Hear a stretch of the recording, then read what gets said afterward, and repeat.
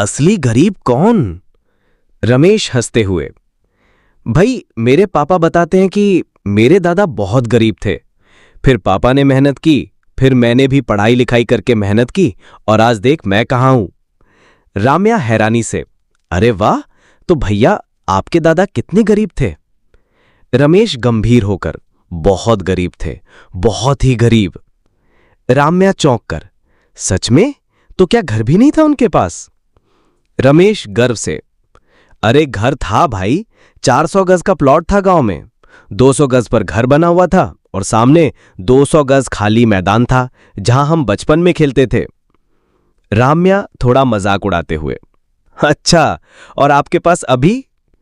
रमेश थोड़ा शर्माकर, मैंने लिया है शहर में एक 1 BHK 450 स्क्वायर फीट का। राम्या गणना करके हंसते हुए, मतलब सिर्फ 50 गज। रमेश सफाई देते हुए, अरे शहर में इतना ही होता है भाई, महंगे दाम हैं, क्या करें?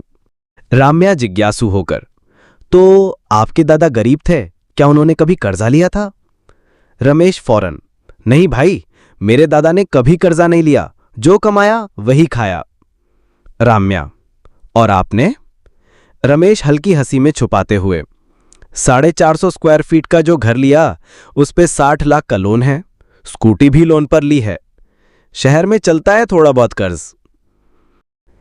राम्या गंभीर होते हुए, भैया आपके दादा गरीब थे तो खाने पीने की कोई कमी थी क्या? रमेश गर्व से, अरे क्यों होगी भाई, 400 गज के प्लॉट में आधा हिस्सा खाली था, उसी में सब्जी बोते थे, एक भैंस बंधी थी घर पर, दूध दही घी पनीर सब ताजा मिलता था। राम्या आंखें फैलाते हुए, मतलब बचपन में पनीर खाते थे? रमेश मुस्कुराकर, हां भाई खूब खाते थे। राम्या व्यंग में हंसकर, और अब? रमेश धीमे स्वर में, अब तो कभी कभार, बस त्योहारों पर, क्योंकि पनीर बहुत महंगा हो गया है। म्यूजिक थोड़ी धीमी और भावुक।